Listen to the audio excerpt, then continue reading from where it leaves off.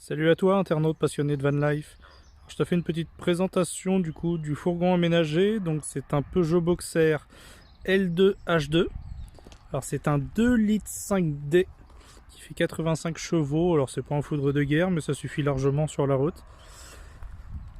Donc voilà, je fais un petit peu le tour.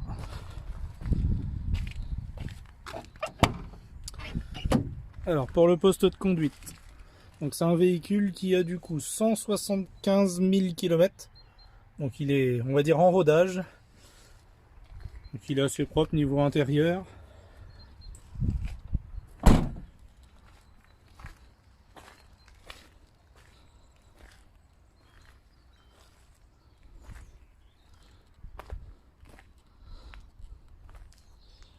Voilà, alors on va faire du coup le tour de l'intérieur.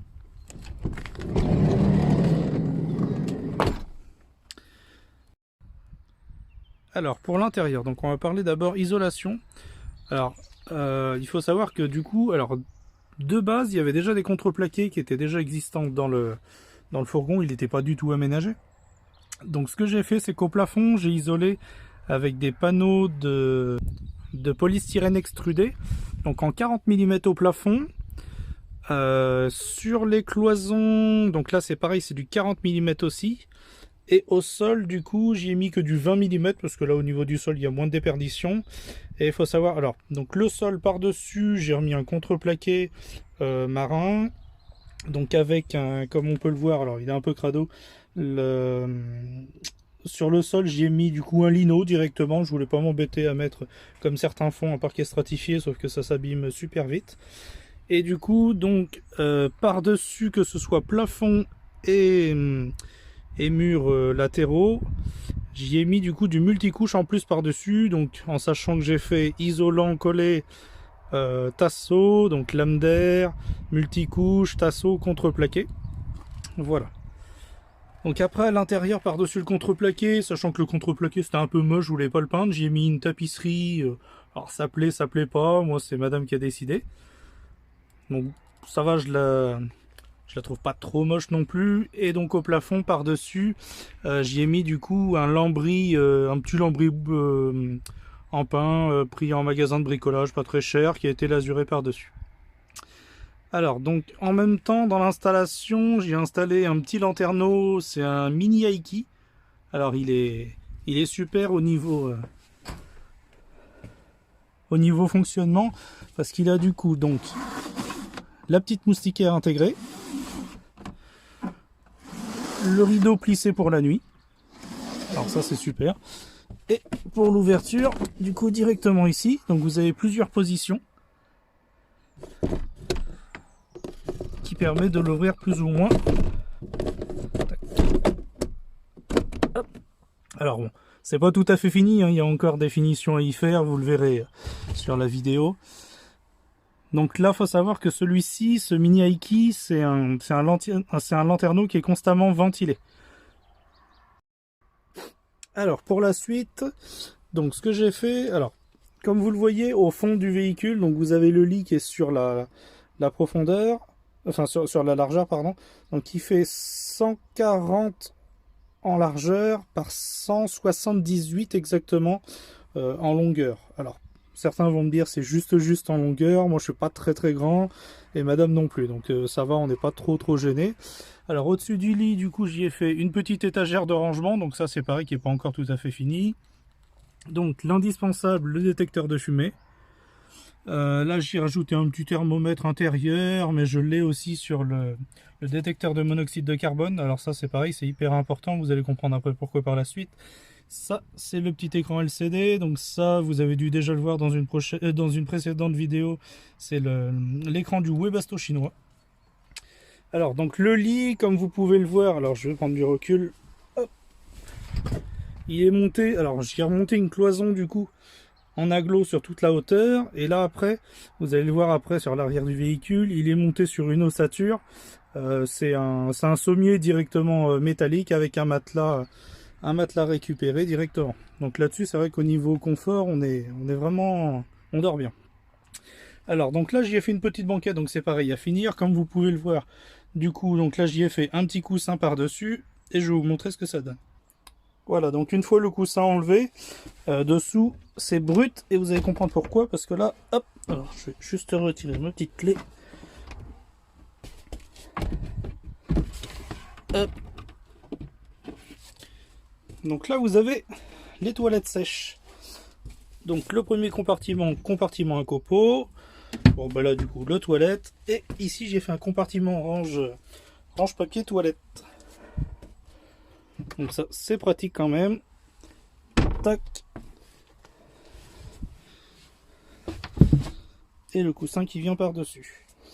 De ce côté-ci, donc c'est pareil. Hop. Vous avez un petit coffre de rangement. Donc l'assise. Un petit coffre de rangement. Donc ça c'est pareil à finir. Et là ici, donc ce que vous voyez ici c'est la table. Alors je vais vous expliquer du coup le fonctionnement de la table. Hop, donc là vous avez une petite vis. Je vais vous expliquer où est-ce qu'elle va. Et là vous voyez du coup, alors sur mon meuble évier, vous avez un petit trou ici. En fait tout simplement, c'est juste pour venir bloquer la table.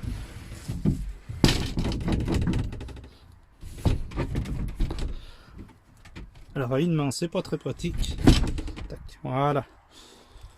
Donc là, vous voyez, ça vous fait quand même une grande table. En largeur de mémoire, ça doit faire 104 cm. Donc c'est, il y a de quoi manger. Voilà, hop. Donc je vais ranger la table et je vous reprends. Alors sur la partie évier. Donc là, c'est pareil. Un meuble que j'ai fabriqué donc en contreplaqué armature Tasso. L'évier, beaucoup vont rire, c'est une gamelle à chien, donc on va dire un saladier en inox, avec un petit mitigeur. Donc là, au niveau fonctionnement, c'est pareil, je vais vous montrer par la suite. À côté, j'y ai mis une petite colonne de rangement. Donc là, c'est pareil, des petits supports pour mettre les épices, quelques petites bricoles en haut. Donc ça, c'est mon régulateur MPPT de chez Vitron en 7510. Donc ça c'est pareil, je vous ferai une prochaine vidéo pour vous expliquer le fonctionnement. Donc là du petit rangement à l'intérieur. Une petite niche de rangement. Donc là c'est pareil, il y a un petit rideau qui va venir fermer. Tac. Alors après, sur la partie de l'évier. Donc là, sous l'évier, j'ai mes réserves d'eau. Donc là, j'ai un bidon de 20 litres en eau propre. Donc mes eaux usées, un petit bidon de 10 litres. Un autre bidon de 20 litres.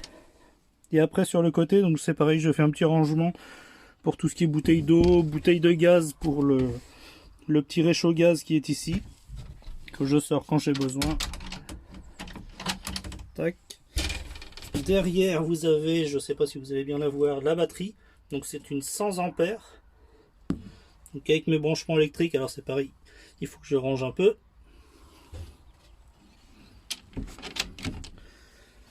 Tac. Après, donc au niveau électricité, alors c'est assez simple. Donc j'ai, en partant de la batterie, j'ai un coupe-circuit. Après, ça c'est un panneau de commande commandé sur internet. Donc vous avez une prise allume-cigare, donc le voltmètre. Donc là on voit que la batterie est chargée. Deux prises USB. Et après vous avez différents interrupteurs. Donc moi ici, ça c'est l'interrupteur pour le Webasto chinois. Donc là lui en fait je l'ai mis sur interrupteur tout simplement pour pas que l'écran LCD reste allumé constamment. Ici donc c'est le spot du lit. Alors ça je vais vous montrer. Tac. Ici le spot de la cuisine, donc la même chose. Et ici, alors il y a écrit pompe numéro 2 parce qu'au début je voulais mettre deux pompes et finalement j'en ai mis qu'une seule. Donc ça c'est la pompe de l'évier. Hop.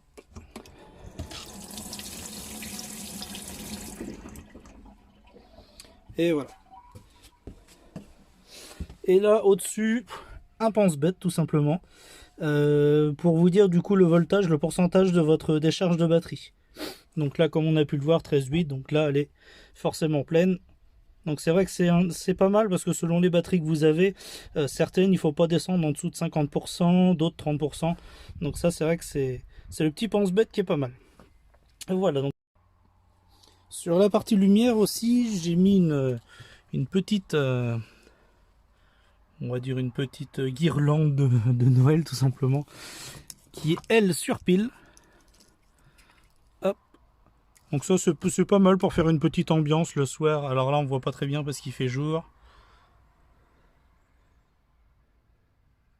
Tac. Donc ça c'est vrai que c'est sympa le soir si vous voulez pas avoir trop de lumière dans le véhicule. C'est assez sympa. C'est pareil, je vous ai pas dit, derrière le lit, j'ai mis une couverture polaire pour couper du froid au niveau de la porte parce que ma porte est pas très bien isolée. Donc c'est vrai que là-dessus c'est top. Du coup il n'y a pas un brin d'air. Là-dessus c'est super pour l'avoir testé. Je reprends l'arrière du véhicule. Alors nous voilà du coup sur l'arrière du véhicule. Alors comme je vous disais du coup tout à l'heure la couverture polaire qui est là pour isoler. Parce que c'est, vous voyez, comme vous pouvez le voir, pardon, mes portes sont restées en contreplaqué d'origine. J'ai juste teinté les vitres parce qu'au début il n'y avait pas cette couverture là. Alors sur la partie de gauche, donc comme vous pouvez le voir, j'ai deux traverses. Donc les deux traverses, hop, je vais essayer de vous le montrer. Vous voyez, c'est monté sur la structure du coup du lit, qui elle est fixée sur des tasseaux de chaque côté. Ici, donc ça c'est, on va dire, les coulisses que j'ai fait en tasseau de ma table. Celle qui du coup ressort dans le salon, on va dire. Voilà, alors sur la partie de gauche, j'ai mon Webasto chinois, où j'ai déjà fait une petite présentation dessus. Donc le réservoir à carburant qui est accessible du coup assez facilement. La petite pompe. Là, je ne sais pas si vous le voyez très bien, donc ça c'est mon isolant du coup, comme je vous disais tout à l'heure, en 20 mm. Donc avec le lino par-dessus. Donc ma bouche d'air qui ressort du coup sous la table à l'intérieur, et sur ce côté-ci juste un petit peu de rangement. Donc ça c'est pareil, c'est à finir. Là j'ai ma table de pique-nique qui est ici. Voilà, bah écoutez, je pense que j'ai fait le tour. Si, je vais vous montrer aussi sur le toit. Alors hop, on refait un petit tour. Si je vous ai pas parlé du coup, donc là c'est pareil, j'ai une prise en 220 au cas où si j'ai besoin de me brancher en 220, mais je pense ne jamais en avoir l'utilité. L'extincteur indispensable dans un véhicule aménagé, ça c'est le petit marchepied, la petite poubelle tout simplement. J'ai mis une petite baguette devant pour finir, et puis voilà. Écoutez, je vous reprends, je vous fais juste une petite présentation du panneau solaire. Je vous reprends. Alors du coup, comme je vous disais, sur le toit, j'ai un panneau solaire de 100 watts, donc c'est un monocristallin. Commandé sur Amazon tout simplement. Alors a priori il a l'air de super bonne qualité pour l'avoir déjà testé plusieurs fois. Hop, je vais essayer de vous le montrer.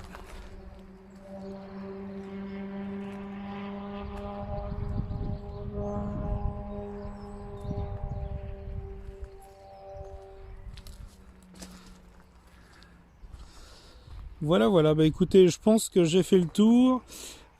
Si vous avez d'autres questions, n'hésitez pas à me les poser en commentaire et je me ferai une joie d'y répondre.